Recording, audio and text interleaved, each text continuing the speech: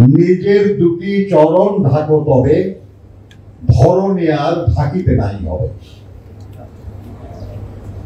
শুধু নিজের পা দুটো ঢাকলেই তো আর দুনিয়া ঢাকা লাগে না। আমরা প্রত্যাশা করছি যাদের উপর দায়িত্ব পড়েছে আমাদের বিভিন্ন বিষয়ের সংকট সমাধানে, তারা আমাদের সেরকম কিছু পরামর্শ দেবেন যাতে আমাদের সমস্যা দূর হয়। কিন্তু আকাঙ্ক্ষা তো অনেক, সবচেয়ে ভালোটা আমাদের চাই এবং এখনই চাই। এখন না হলে যেন কখনো হবে না। সবসময় আমরা ওটাই বলি, কিন্তু আসলে হয় না। এ ব্যাপারে আবার আমি রবি ঠাকুরের কাছেই যাচ্ছি। তিনি বলতেছেন, যথাসাধ্য ভালো বলে ও গো আরো ভালো, কোন সর্বপুরি তুমি করে থাকো আলো। আরো ভালো কেঁদে কহে আমি থাকি হায়, অকর্মণ্য দাম্ভিকের অক্ষম ঈর্ষায়।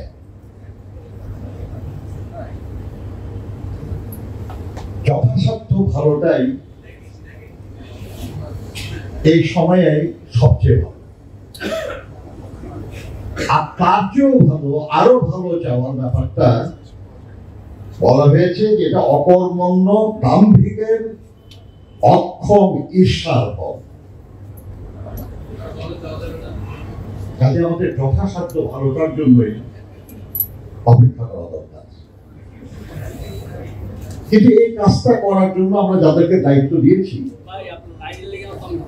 তাদের প্রজ্ঞা, তাদের অভিজ্ঞতা, তাদের সামর্থ্য, সক্ষমতা, এর প্রতি পূর্ণ আস্থা রেখে আমরা আশা করছি যে তারা তাদের এই সক্ষমতা দিয়ে একজন ডুবুরি যেমন সমুদ্রের গভীরে ডুবে মুক্তা তুলে আনেন, তাদের সেই মুক্তার সন্ধান করতেন। ভালোই চলছে। বলা হয় এমন যে যারা এত গভীরে ডুবে তাদের শ্বাস প্রশ্বাসের চিহ্ন বাইরে দেখা যায় না।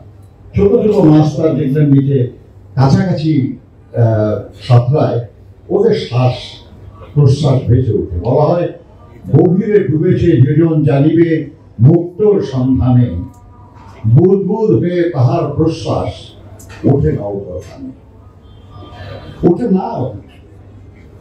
সম্প্রতি হঠাৎ একটি কমিশনের বুদবুদ একটু উপরে উঠল এবং আমরা দেখলাম সেটা নিয়ে হুলস্থুল লেগে গেছে সারা দেশে। এটা যেন না উঠে এই অনুরোধটা থাকলো তাদের কাছে।